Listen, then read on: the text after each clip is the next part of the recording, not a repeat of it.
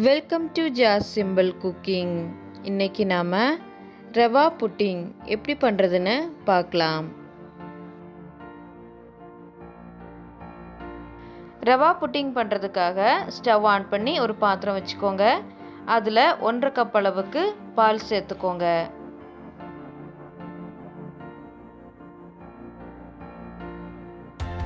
அதுக்கப்புறமா இதில் 1/2 கப் அளவுக்கு சர்க்கரை சேர்த்து நல்லா கலந்து விட்டுக்கோங்க.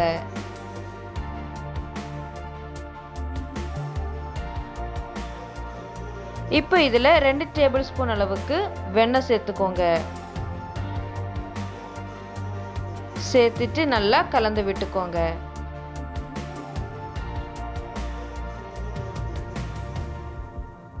இப்போ பால் நல்லா கொதிக்க ஆரம்பிச்சதும் இப்போ இதில் 1/4 கப் அளவுக்கு ரவை சேர்த்துக்கோங்க. சேர்த்துட்டு நல்லா கலந்து விட்டுக்கலாம். ரவையை 2லேருந்து 3 நிமிஷம் வரைக்கும் நல்லா வேக வச்சிடலாம். பாருங்க, ரவை நல்லா வெந்திருக்கு. இப்போ நம்ம ஸ்டவ்வை ஆஃப் பண்ணிடலாம். இப்போ இதை நல்லா ஆற வச்சிடலாம்.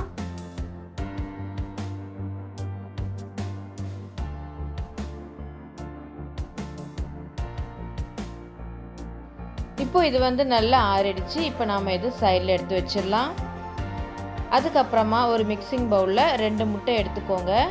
அதில் 1 டீஸ்பூன் வெனிலா எசன்ஸ் சேர்த்துக்கோங்க. சேர்த்துட்டு நல்லா கலந்து விட்டுக்கலாம்.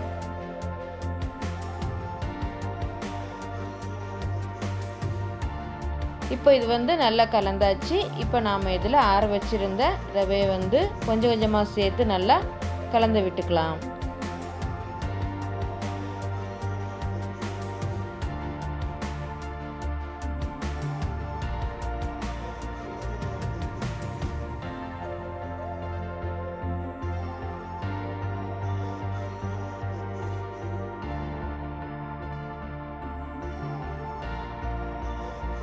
இப்போ ரவை சேர்த்து நல்லா கலந்து விட்டதுக்கப்புறமா இது சைடில் எடுத்து வச்சிடலாம்.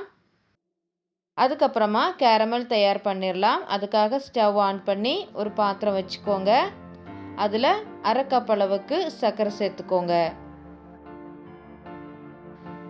ஃப்ளேமை மீடியமில் வச்சுக்கோங்க.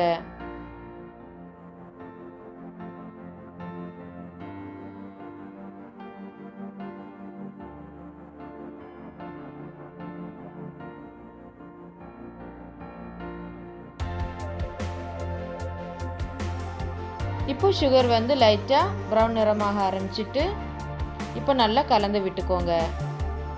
இப்போது எல்லா சுகரும் நல்லா கரைஞ்சி தேன் நிறமானதும் இப்போ நாம் ஸ்டவ்வை ஆஃப் பண்ணிடலாம். இப்போ நாம் இதை புட்டிங் தயார் பண்ணுற பாத்திரத்தில் சேர்த்துடலாம். சேர்த்துட்டு நல்லா ஸ்ப்ரெட் பண்ணி விட்டுக்கோங்க. நீங்கள் இதே மாதிரி அலுமினியம் பாத்திரம் இல்லைன்னா அகலமான ஒரு ஸ்டீல் பாத்திரம் கூட யூஸ் பண்ணிக்கலாம். இது 1 நிமிஷத்துலேயே செட் ஆயிரும். அதுக்கப்புறமா நம்ம ரெடி பண்ணி வச்சிருக்கிற பேட்டரை இதில் சேர்த்துடலாம்.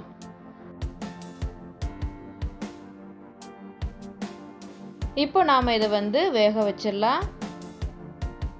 அதுக்காக ஸ்டவ் ஆன் பண்ணி ஒரு பாத்திரத்தில் தண்ணி வச்சுக்கோங்க. அதில் இதே மாதிரி ஒரு ஸ்டாண்ட் வச்சுக்கோங்க. தண்ணி சூடானதும் நம்ம ரெடி பண்ணி வச்சிருக்கிற பேட்டரை இதில் வச்சிடலாம். அதுக்கப்புறமா ஒரு அலுமினியம் ஃபாயில் இல்லைன்னா இதே மாதிரி ஒரு தட்டு வச்சு மூடி வச்சுக்கோங்க. அதுக்கப்புறமா ஒரு மூடி வச்சு மூடி ஒரு 30 நிமிஷம் வேக வச்சிடலாம். இப்போ 30 நிமிஷம் போல் ஆயிருக்கு. ஓப்பன் பண்ணி பார்த்துடலாம். இப்போ மூடியை எடுத்துட்டு இது வெந்துட்டான்னு செக் பண்ணிடலாம். இதே மாதிரி ஒரு குச்சி இல்லைன்னா ஒரு கத்தி யூஸ் பண்ணிக்கோங்க. பாருங்கள், நல்லா க்ளீனாக வந்திருக்கு. இப்போ நாம் இதை வெளியே எடுத்து வச்சிடலாம். இப்போ இது நல்லா ஆறட்டும். இப்போ இது நல்லா ஆறிடுச்சு. இதே மாதிரி ஒரு கத்தி வச்சு இதோட ஓரங்களை இப்படி எடுத்து விட்டுக்கோங்க. அதுக்கப்புறமா இதை இன்னொரு பிளேட்டுக்கு மாற்றிடலாம்.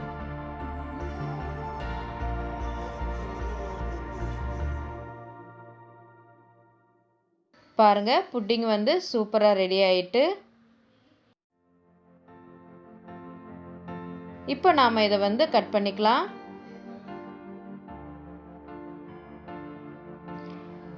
பாருங்க புட்டிங் வந்து ரொம்ப சூப்பராக வந்திருக்கு.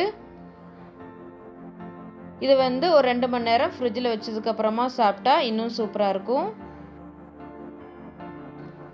கண்டிப்பாக வீட்டில் ட்ரை பண்ணி பாருங்கள்.